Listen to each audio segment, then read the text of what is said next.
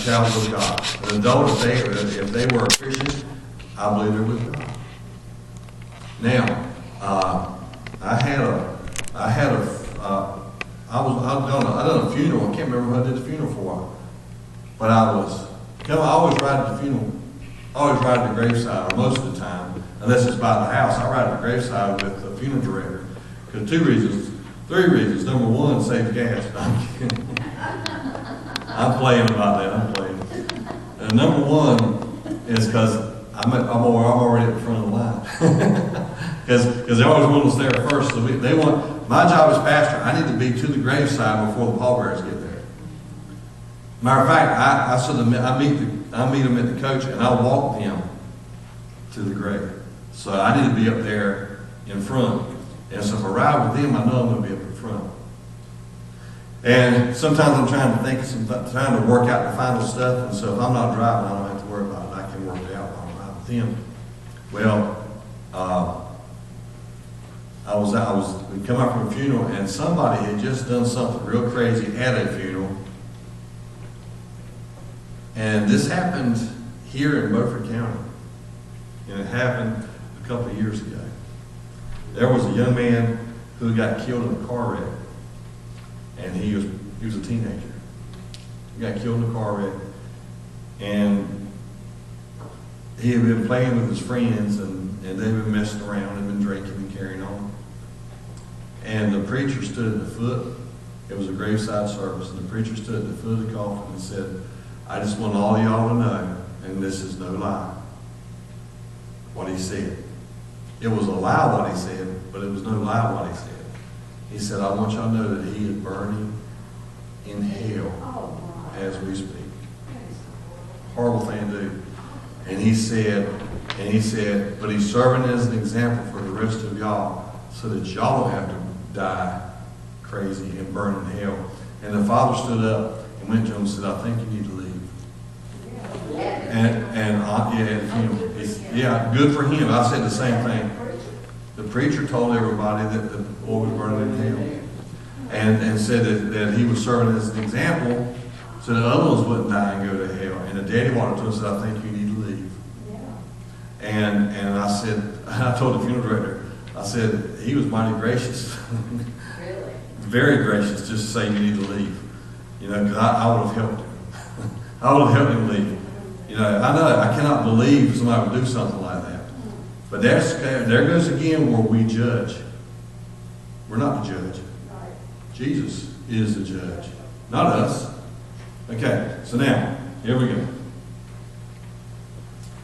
Sadness over the loss of a cherished confidant and a constant companion, a constant playmate, a constant cheerleader.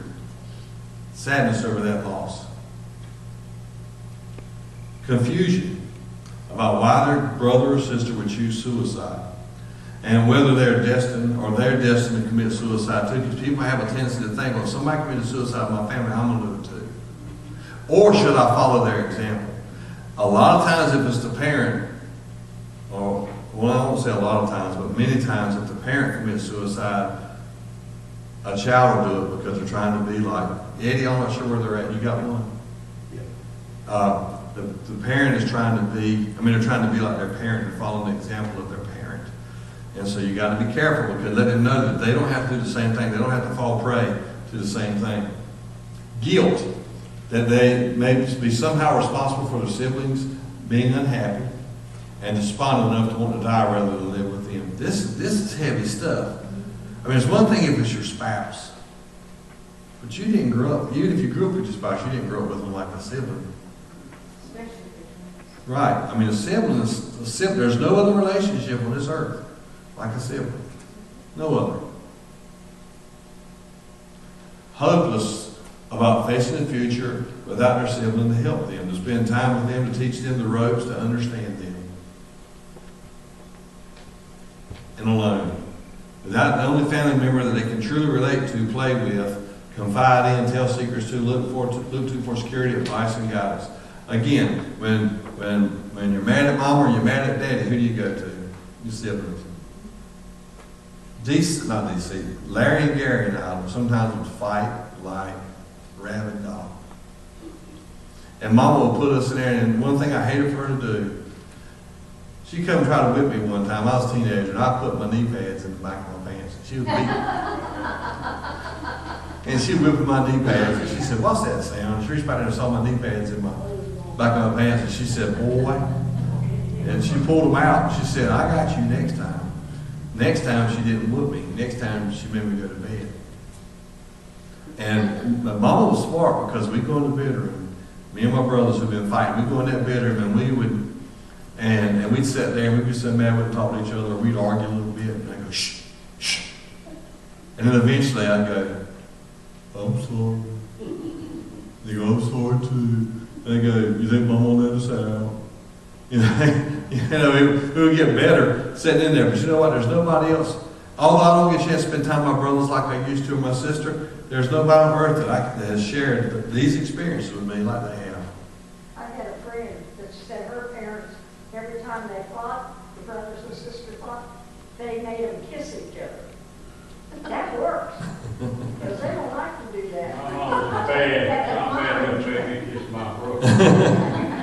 Especially when they've been eating a lot of onions. Or butter beans. It works. My mom will wait till you go to sleep and you go snatch that devil back and away you are. You ever get a little bit of sleep? I had to go pick it. Yeah, she got that switch and she said, "Oh, I need to later." Oh, my If daddy. you go to sleep and come out there cold. It was a ritual at our house. My mother, we ate dinner with a switch at the table. Because it was me and my two sisters, the last three, which were like stair steps. And we would get tickled at the table. It was just crazy stuff. And we would get so tickled, and here would come that switch out, right across your back. Ooh, poor precious mama, I did not do that. Yes, she did. We ate with a switch at the table. And that thing hurt too, didn't it? Yes, it did. My mom let us So guard. we've been Willis. Yeah, oh yeah. Mama let us guard ourselves because I've still got a print on my hand from a fork where I was reaching in trying to grab some French fries from my brother and he stabbed me with his fork. I've also got a scar on my foot where we used to play chicken, and we put our feet far apart and throw a knife, and you had to pull your foot to the knife. And we were playing, and we got really, really close. And of course, I don't know whether I was just always a better shot or they just enjoyed hitting my foot. But one time they hurt me. Yeah, they hurt me pretty bad one time. Wear shoes? Oh, yeah, you can wear shoes, it didn't matter, that's sharp line. All right, helping siblings left behind again. Here we go, get ready, we're almost through with this. Praise God. Look, I was going to ask y'all too, hold on, write it down. I wanted to ask y'all, hold on, let's see here, I gotta get this out of the way. Get this out of the way. Bringing in the sheep.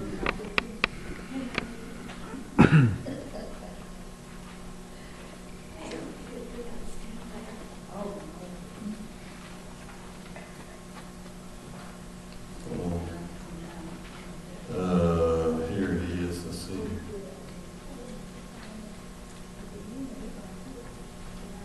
I was going to ask you, I was just looking through some stuff and I saw three things. I know y'all talk about last days too, and we can do that, but I was also, it's happening so fast right now and that blood moon, how many saw the blood moon?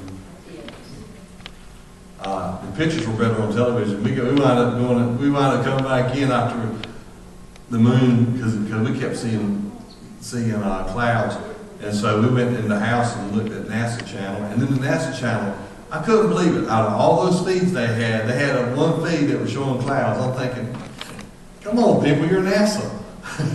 Out of all people, y'all should be able to show us something about clouds. Oh yeah, it was real weird. I'm talking about it was outside. I was there. Oh yeah. All right, here's three things, because these are three things also that let's see here, three things that are beneficial to us right now. But there's three of them. Number one, and if y'all don't want any of them, that's fine. I'm just trying to get some ideas here. Cults. C-U-L-T-S. Not occult.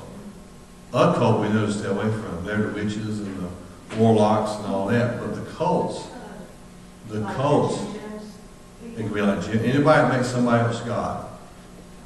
Just like Jim Jones, David Koresh, the Mormons, Jehovah's Witness, and stuff like that. Okay, well, there's cults. I can start that up next week. But there's also one that I see a lot, and people sometimes don't even realize they have it. I see myself with it. It gets me so angry when I catch myself caught in a trap. And that's a critical spirit. There's more, a critical spirit. And then there's one more, and that goes along with this, and that's grief recovery. So now, y'all think about it, but you don't have to be one of those three, but that's just three. As I was pondering and studying, I said, well, that's three things that really hit today is the cults. And the critical spirit, people honestly sometimes don't even, they can sense it on somebody else, but they can't sense it on themselves. Yeah, and then grief recovery. So, all right, just right now, because y'all are the main ones, how many, all right, I'm going to give you all three of them, and I'll do critical spirit first, but y'all raise your hand, we'll see what we're doing next week. I want the critical spirit. Don't be critical, man. Good. That's what I said, three. Is that three critical spirit? All right. Cults. One. All right. And then grief recovery. Neither one. Y'all don't care about either one? That's fine. That's fine. I would like the cults. Yeah, I pretty much support. Cool. I like them all. Oh, you like them all? Okay, then what we'll do is it look like the critical spirit be number one. How about that? Is it okay?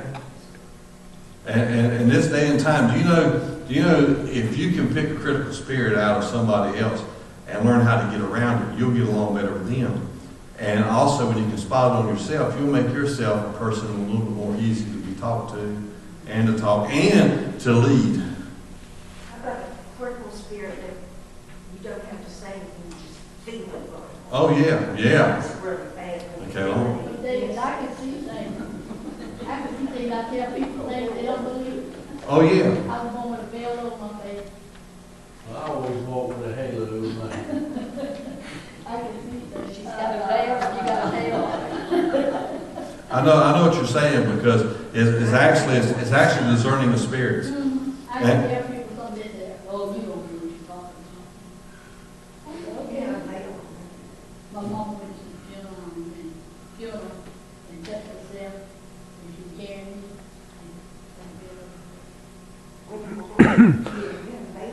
And when she was carrying me, she touched me in the funeral.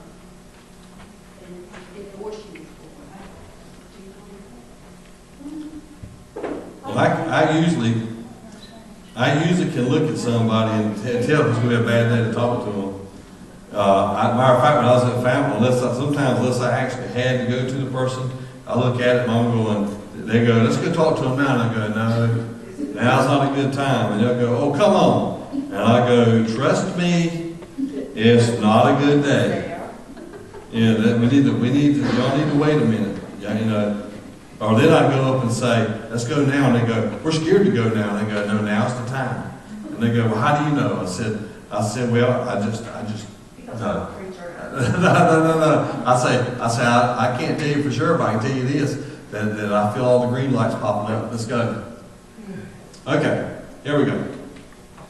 Typically, children lack the skills to clearly express their emotional reactions to traumatic events.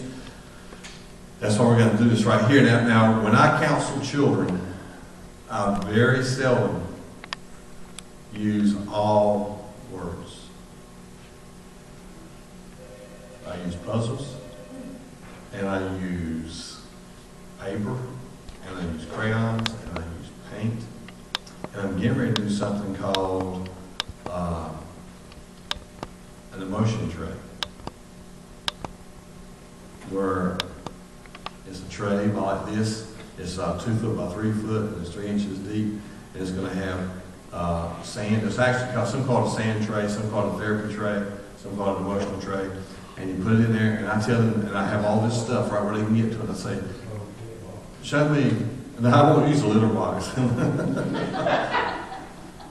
Yeah, I can see it now. I know, I was gonna say, I want y'all to build me a city. If they use the litter box, someone say, well, what's that? They go, we didn't put that there.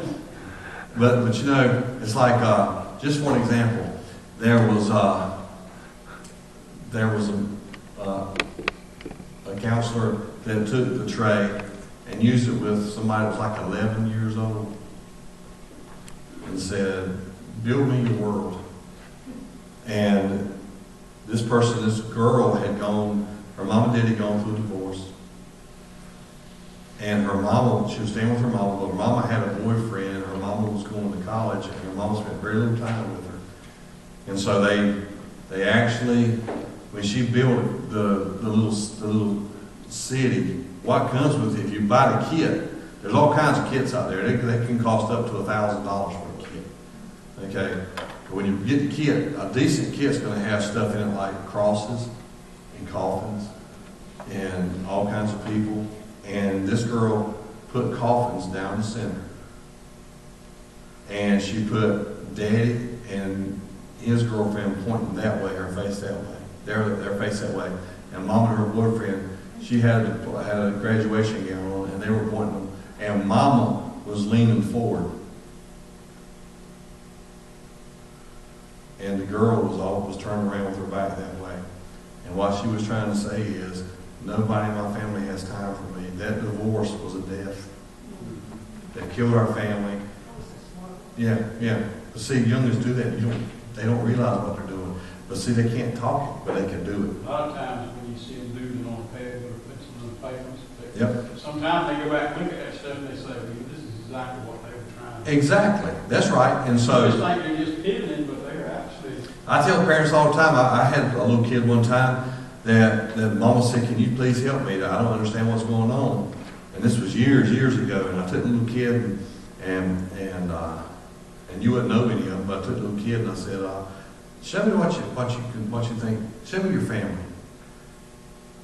And when he got through, I noticed Mama was real small, Daddy was real big. Mama didn't even have a mouth. And Mama had meaning, and Daddy was smiling, and there was other siblings. And so I said, let's talk about this picture. I said, who was this? And I didn't really ask a whole lot about Mama and Daddy. I let him just tell me. But I said, why do you have no mouth on your mama? And he says, because honestly, I don't want to hear her speak. Because she's so angry. And then I said, well, who's these kids right here? And he said, that's my brother and sister. And when he went through all this stuff, and I got back to the mama, and she said, well, what'd you find out? I said, do you really want to know? And she said, okay. I said, how many brothers and sisters does he have? And she said, well, I've got a brother and sister. I said, you didn't tell me that. He's angry because he can't be with him. And I said, I've noticed y'all's interaction. I've noticed you scream at him.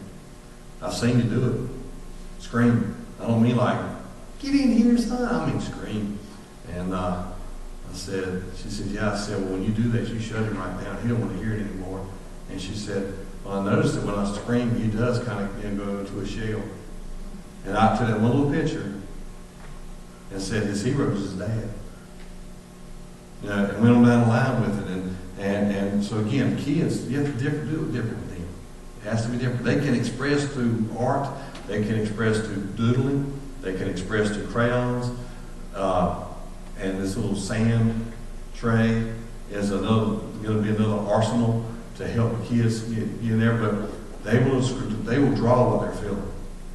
And then you have to have discernment to be able to do it. Some people you think just don't have good sense for treating their kids like that.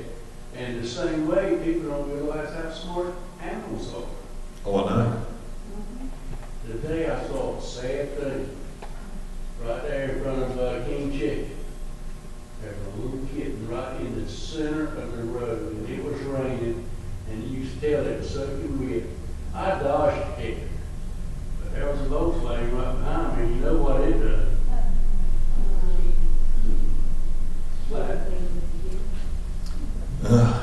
I had a dog from England. A friend of mine was in the Air Force, and it was a part Border Collie, part English Shepherd. Smartest dog I'd ever seen in my life.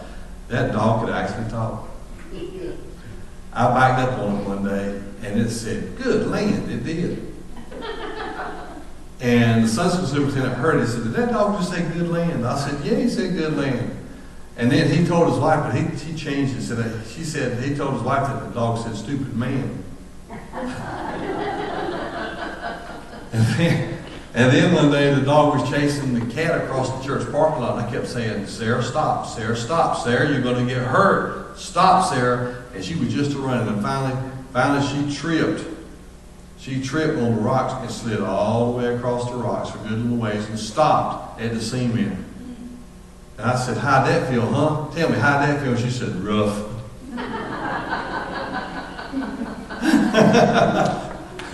Okay, here we go. I know Lady Gaga, and she could tell me, "I love you," and that dog was real. That's amazing to hear those dogs do I that. do too. Yeah. There was a stray dog came in next door when I had my mom, and she would wander off. We had to watch her.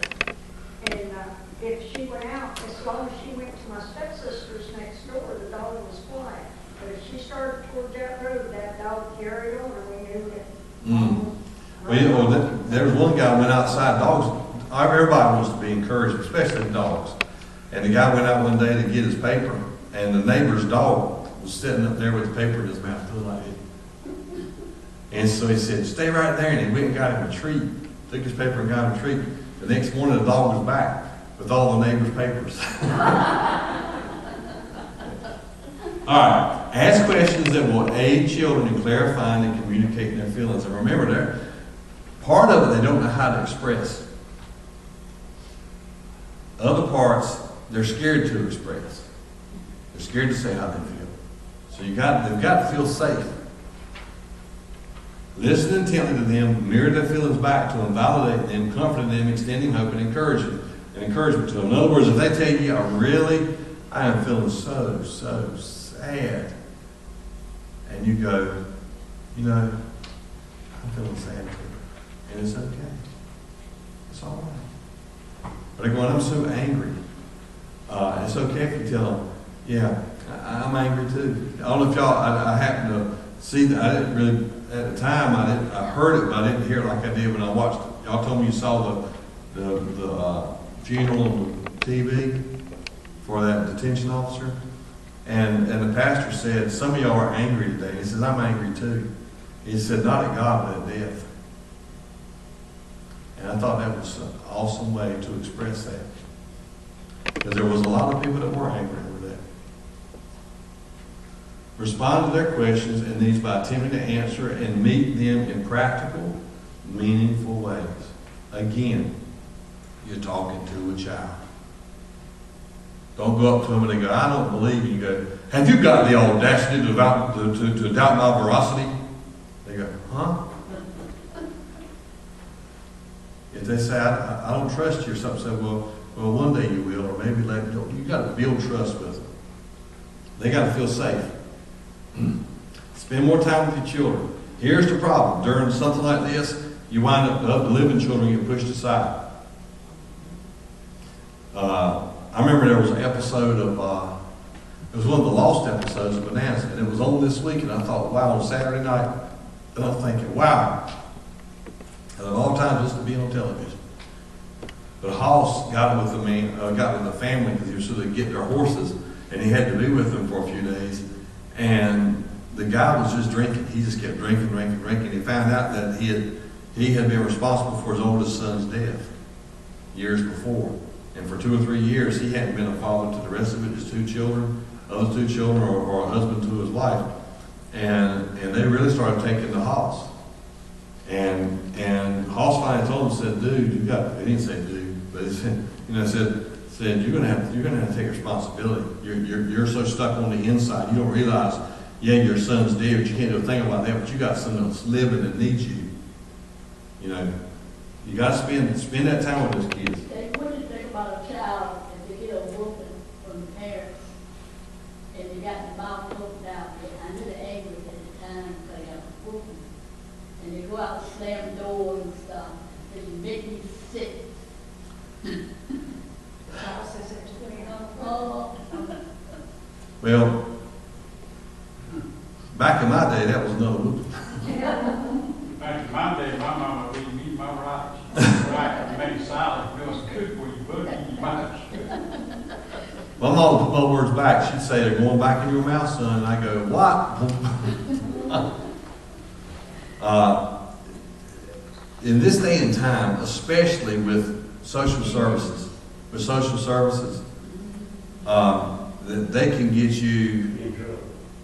in big trouble, yeah, and you've done nothing. They can get you all kinds of trouble. And so some people are actually, I've seen people that actually were scared to discipline their children because of an interaction with social services before. Yeah, and so you got to be, you got to be careful. Pay attention to any change in their mood, their patterns of eating or sleeping. If they're a big, heavy sleeper, and all of a sudden they're not sleeping at all. If they're a big eater, now they're not eating, or they were a petite eater, now they're eating everything in house and home. Watch how they study. Were they good students now they're bad students? Watch how they play and socialize. Watch all this stuff. Pay attention to all this stuff, because that's signs that these youngins might need some help. Realize your children are most vulnerable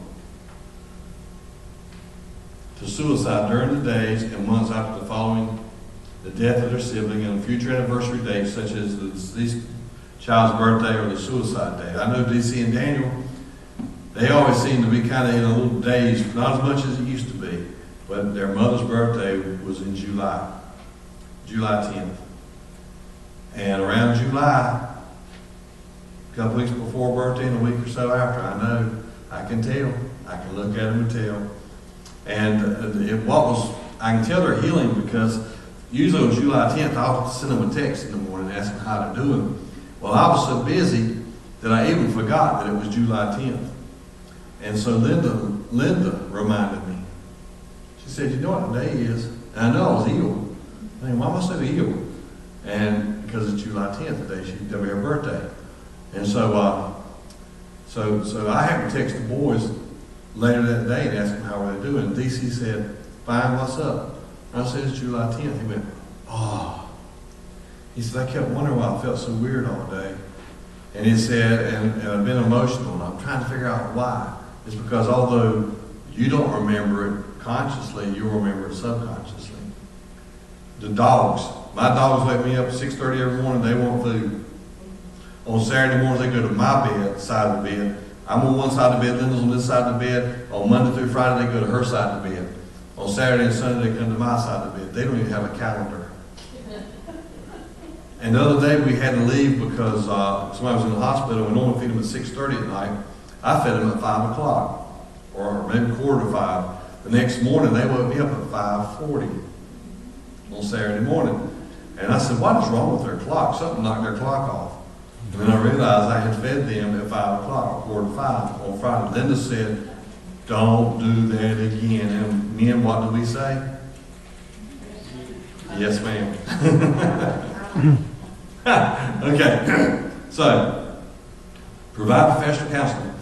If your children should show signs that depression or stress is impairing their level of functioning, seek professional help. Don't think it's crazy. Don't think they're crazy. And definitely don't think that people are going to, look, well, what are people going to think about me if my child's in counseling? Number one, if your child's in counseling, nobody's going to know about this, you tell them. Because the counselor's not going to tell. He won't. They won't.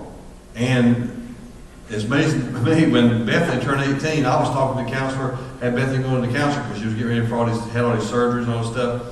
And Bethany was going to these counselors, and at 17, we would talk about the session. When she turned 18, I went in and talked to him, and he said, I'm sorry. And I said, whoa, we've been talking about this now for 3 years. What do you mean I'm sorry? Said she's 18 now. Said she'll only tell you what she wants you to know. And I said, thank you. Even though I was paying the bill, that's right. Provide professional counseling for your children. And professional counseling doesn't necessarily have to cost you. If you got like pastoral counseling, that doesn't cost. You can get pastoral counseling. Especially if your pastor tried. And if it's over the pastor's head, he will get you somewhere else. Okay? That football player that I talked about Sunday, that football player in Rocky Mount, he's working on his doctorate. And his major is, seems like my major is always in stress or grief, but his major is in substance abuse. And so again, if we put somebody in problem of substance abuse, we've got another avenue now. Plus, he still holds the record for the most touchdowns at ECU in a single game and overall, which is pretty cool. Pray for and with your children. Read the Bible with them. Work through the daily devotional books. Seeing yourself through God's eyes with them. And that's one of them, seeing yourself through God's eyes. What I discovered with the boys when I was younger, as a young parent, I was trying to just take some kind of, handfuls on purpose or some devotionals that were for adults. And I was trying to read it to them every night. They're kind of going. And so then I got a little child Bible storybook, and man, so get on their level. You got to get on their level. And never stand over them when you're trying to get questions answered. Get down on your knees beside them, get eye level, or even look up at them. If you're up over top of them, you're a threat. All right? Children have to feel comfortable. As you seek to yield yourself and your children into the Lord's strong, healing hands, and as you keep your heart fully committed to Him, be assured that the eyes of the Lord range throughout the earth to strengthen those whose hearts are fully committed to Him. 2 Chronicles 16:19. Use this information. Number one, to save a life. And if it's too late for that person, but there's another one use it to help rebuild another one. Whatever. Don't just lay around. Do something. Do something. And remember, you don't have to have all the answers. You just need to be sympathetic, empathetic, and have compassion. And be there. And be there, that's right. So if you're there, it's amazing. I'll be there with you. Man the dogs. Any comments, any questions, anything, anybody? Well, if you feel like you don't know what you're doing, call somebody who does. But at least go talk to them and do this. Tell them things like, I know you're hurting, and I don't know what to say, but I'm here. And they'll start asking questions, and when they do, again, when they start asking things like, well, did they die and go to hell? Number one thing is, you say is, God is judge, not me. God knew their heart. And they're in God's hands. And nothing shall separate us from the love of God. So that's with God. They're with God now. Let Him do it. And when you do things like that, again, you don't have all, and you tell them. I tell them all the time, I don't have all the answers. I don't have them. If I had all the answers, I'd write a book about it. I don't have all the answers. But I do know somebody who does. That's my favorite thing. It's like that day when you asked me how I was doing. I said, I'm doing great in faith. Through faith, I'm doing great. That's right. I did feel really bad. But I was in faith, I was feeling okay. I was believing God for something special. Now, next week then, we'll talk about, what was it we were going to talk about? Critical spirit. But, again, go out and use these. Help someone. And if there's any part of this that you didn't get, I know she didn't get all of hers. Did you hear everything? Did Eddie give it to you? Did you get her everything, Eddie? I sent you the email address to forward to her, and I hadn't heard back from neither one of you. You did what? I'll send you a link, but I got to get your email address, and he was supposed to send you mine so that you could. Yeah, I probably saw it and I looked down at it. I got to hurry. Subject, please forward to Jeannie. Yeah, you probably did. I know you did something like that. Yeah. But see, every day because of Mighty Army, if I'll tell you what, if I don't, I have to clear my text messages out every day. Because once I send Mighty Army, I have 500 text messages on my phone.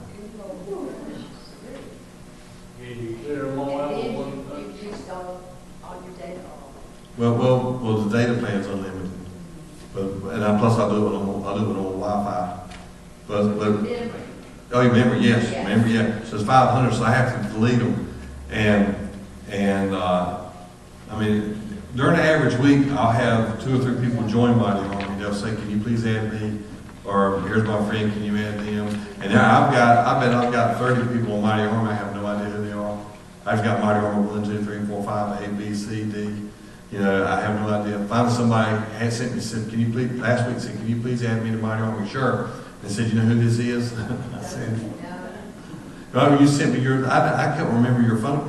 It didn't show up as your phone number. That's why I asked, who is this?" You know, it's because, you know, when somebody sends you something. Last night I get a phone call. I'm talking to DC or somebody. I get a phone call, and the phone call is a 910 number. And so that's up other side of Raleigh. Yeah, and so, or in Jacksonville area. Yeah. And so I didn't answer it. And then when I get home, I listen to the voice message, and the voice message says, "Hey, how about call me? I'll be up all night." And I said, "Who is this? And do I need to know who it is that's going to be up all night?" And so then the phone rings again about an hour later to that same number, and it was the guy whose mama lives in Baber. He was raised in Baber, Stanley Griffin. But his voice didn't sound like him on my answering machine, and he's a prison guard, so he's up all night. Yeah, so, okay, now I got you.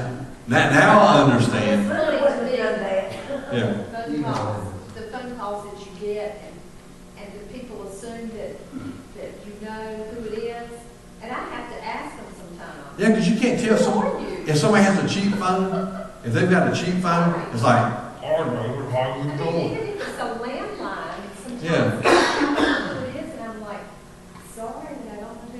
And I have played along with them before, and then found, oh, I thought you were somebody else. oh, I have. Now the funniest, I think I told you this, the funniest thing was somebody told me, said, "Are you going to UNC next week?" I said, "Sure." "Why, can you go see my uncle Fred?"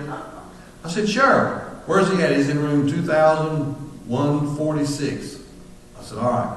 And so I'm up at UNC, and this is what I was Pastor Benson, and I go up there to 2146. I'm in there, and I told him, I said, "Hey man," I said, your nephew sent me up here." He said, "Okay," and we were talking back and forth, and we've been talking 15, 20 minutes, and I said, well, Fred Jr. said to tell you hello." He said, "Who's Fred Jr.?"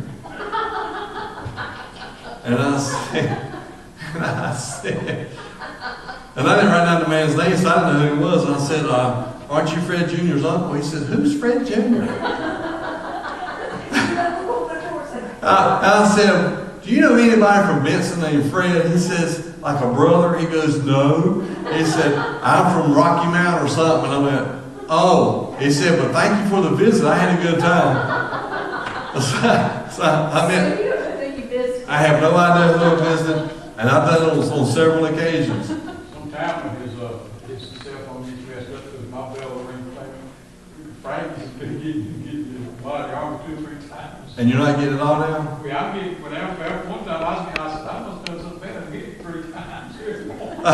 Yeah, I asked my, We love Mighty Army because if we're in the truck, and I don't get it on my phone, but Wayne gets it on his, and if it goes off, he'll say, see who that is? I'll say, and I start reading. And I say, "That's a good one today, isn't it?" And we're always, talking about how good it is. well, what it is what I try to do is I try to give spiritual points without being spiritual. Right. And think about this, and Sunday, because I was preaching on do something, I put on Mighty Army, Texas proverb, "Don't squat with your spurs on." Okay. How you find a real good Chinese fortune cookie? Oh yeah, he sent me a fortune cookie and I put it up. Oh, people send me stuff all the time and I use it. And they're good. Yeah, anytime y'all got one, send it to me because I use it. When they are given 3 phones and watch on the iPhone, the iPod, the Apple phone. Yes, ma'am. They give them about 3 out of every to use down here now. They give them You know, wow. everybody gets what they want. Every resident, Uh-huh. Yeah. why? I don't know, Obama must be sending them out or something, the Apple phone. Mhm. If the government's got anything to do with it, that phone's got a worm in it. I don't think you can use them down here. Did you hear what I said, Cookie? Wait a minute. If the government's giving out Apple phones, I'm pretty sure they got a worm in it. The president of Apple Corporation made a statement recently that, I don't know if any of y'all have read it or not, he said the greatest day of his life was he realized he was gay. He's the president of Apple. So I wouldn't know what he did. Well, it is in Washington, right? No, not in mine. We can't use all that, we can use it on. I can't use a smartphone. I wish they'd go back to the road. Somebody's paying for that I somehow. wish they'd go back to the road. They said, We ought to see if people having them out here. Up there where? Right up there, you know where, stores across that fish market on the side, but over here to the fish station, the lady, she was not. yeah, there was a tent ring today, that's, They got a tent right there, parking, couldn't do anything. I bet, but they say you use long distance, you use, text, call it. There's gotta be a catch to it. Well, it is, if it is the government phone, it's actually, if you're eligible for Medicare, Medicaid, or subsidized, any kind of subsidy, you can get SSI, then you can get the phone. And the phone could, If you make a certain amount. right, if you make a certain amount of money, you can't get it. And also, it's only a certain amount of minutes. The free part's only a certain amount of minutes, but then you can pay extra and get more minutes. And it's got its good side and it's got its bad side. I don't want the government, I'm trying to keep the government out of my business as much as possible, because every time they get up me, it costs me money. I'm telling you, it costs me money. They know you were first name. They know my first name. Everybody use the phone they got. That's right, but like I said, it's got its good points and its bad points.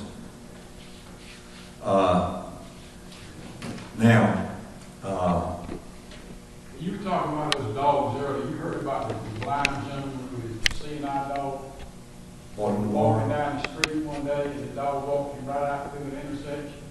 And the guy slammed on the brakes and jumped out and said, "Sir, are you all right?" He said, "Yeah." He said, "Well, that dog likely got you killed," and the guy reached in his pocket and got out a tree. He said, "You gonna reward that dog? You almost got you killed." He said, "No, I got to find out where his mindset, so I know which you did the kid."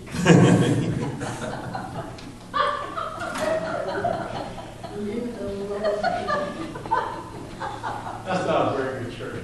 It's not- Really? That's a good thing, better than that. Okay. But the joke, don't. Okay, here's a question. Does anybody have any questions? Because actually, to be honest with you, we could have gone on for 4 more weeks, and I just didn't want to drag it out. I didn't want to drag it out or make it, because it would start to get very boring. So I was trying to keep from getting boring to get you as much information as possible. It wouldn't be boring, it would be tedious. It'd be what? Tedious. Yeah.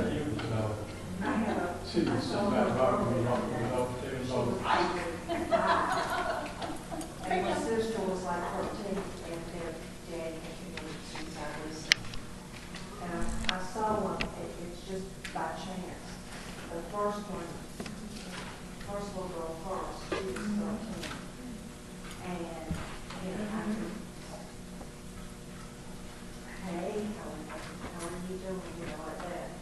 And she was old enough, and they just, it's like, fine. And that's the standard answer. And the little, probably 5-year-old, I guess, she just didn't want to talk. She wouldn't talk at all. She would not even open up on that. So, it's really hard. It's devastating. It is like your whole world has come to an end, and They don't understand. if people honestly would realize that, they may think twice before they did that, because they're thinking they're getting peace, and they're not getting peace. They're just making things more complicated. What's making it worse Facebook. Oh, yeah. Facebook, people are on Facebook and the 13-year-old is actually on Facebook and seeing all this stuff, and people are responding to that bad ways. Oh, yeah. And it's just, you know, My brother-in-law's brother took his own life a number of years ago. His brother, we were like, he had a brother who was 7 or 8 years older than he was, like I did. My brother-in-law and I were pretty close. What really bothered the family was the time frame in which he did it. He did it on the weekend, during the week, Mother's Day was gonna be that Sunday. You know, his parents both after that, they were at kids on some age, and they just went downhill so fast. Both of them died within a year of each other. And one of his nephews, one of my nephews, about the youngest boy, said, Uncle Bud just, he took the cheap way out of it.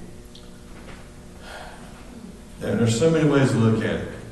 And it's like counseling. It's like anything. There's so many different avenues and different ways. And every time I go to a different training class or do something different, it's just, it's like you learn something new, but then you always know what you go back to that works. And so there's things that just work. But then when you're being led by, you ask God to be led by the Spirit, because some of these guys just have their little list, and they go down and it's blah, blah, blah, blah. And I try, excuse me, it was fun. Yeah. The phone was sitting up on top and I won't make any noise, and so I put it down to make a noise. I'm still getting, I do counseling a lot of times on text messaging, and it's not that I want to, because I'd rather be face to face, but sometimes you can't be face to face. And so they're calling and asking questions, or texting me and asking me things, and so I try to answer them back in all hours. So that's. Sometimes when you go to counseling, I've been to counseling before, and when I walked into that psychiatrist, well, I guess I don't know what it was, but I knew the questions he was going to ask, and knew the answers he wanted. So, finally after about 2 sessions, I looked at him, I said, well, it's no use for me to come back, because I'm going to answer the questions the way I want to answer them, and you're going to tell me what I'm supposed to be telling you. So I said, we're at gridlock right now. I know my company's paying for this, but I'm going back to work. I ain't coming back to see you.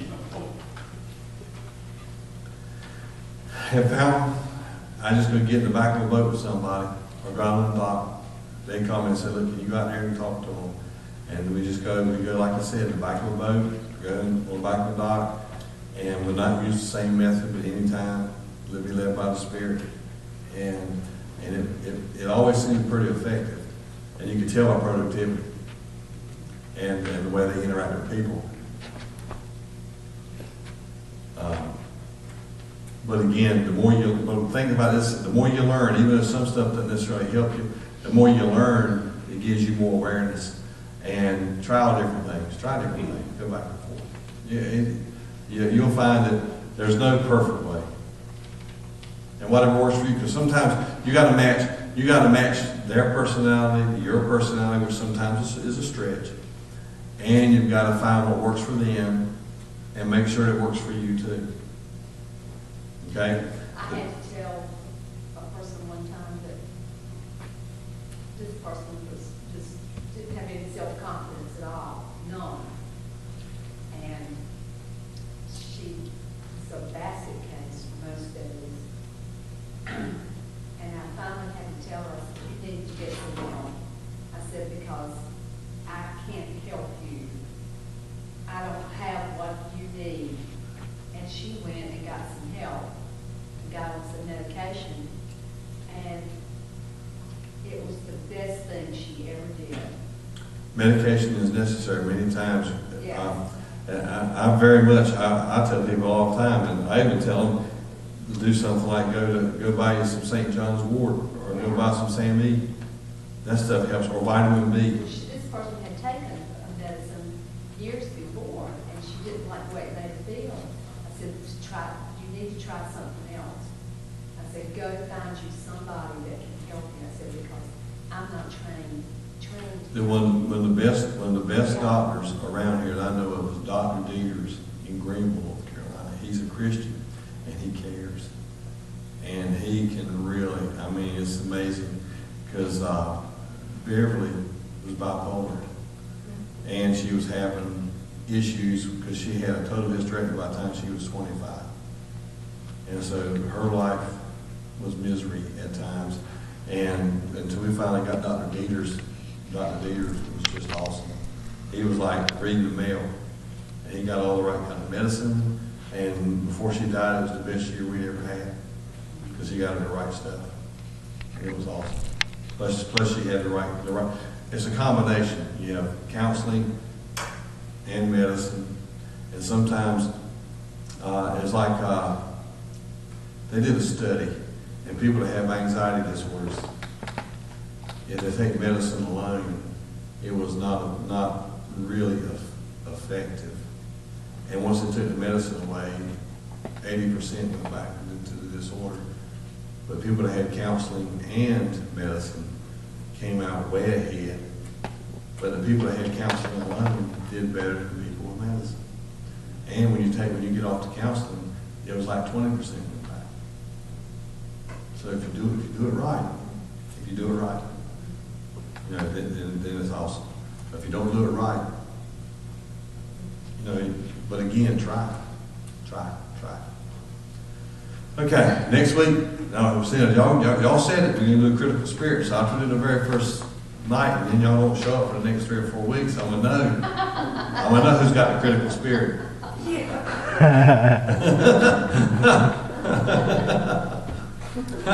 I can tell. I can tell it. Well, y'all pray for Sister Dorothy tomorrow. I pray that works. She's having implant. I can't say it right. I know. That is the COC cochlear. Yeah, cochlear. I can't ever say that right, so I just rather say the ear thing. I have a friend that lives in Washington, and y'all know Lee Jordan. Oh, yeah. She has Yeah, that. we talked to her about it the other day, and Yeah. it works for her. Oh, yeah. In fact, her deafness came as a result of some medicine that she was taking. She had an ankle replacement, and they put her on some kind of pain medicine, and it caused her to go deaf. That was the side effect. Like I was telling y'all about, I was telling the senior saints the other day, I think, the man came up and said, man, look at this thing right here. Look at this hearing aid. He said, I just paid $20,000 for this hearing aid. He said, it's the latest, greatest in digital technology, computerized. He says, I don't have to do the thing. He said, $20,000? He said, sure, $20,000. He said, well, what kind is it? He said, oh, it's about 6 o'clock. You didn't take it back. He didn't take that thing back. All right, Lord bless us. Lord, I honestly, Lord, feel like somebody's going to need this soon. Maybe more than one. Father, help them, Lord, to have confidence and keep this information, carry it with them, and use it. In the name of Jesus, we thank you for it, Lord. And bring us back Sunday, expect something powerful. In Jesus we pray. Amen. Amen. Now remember, there's nothing wrong with carrying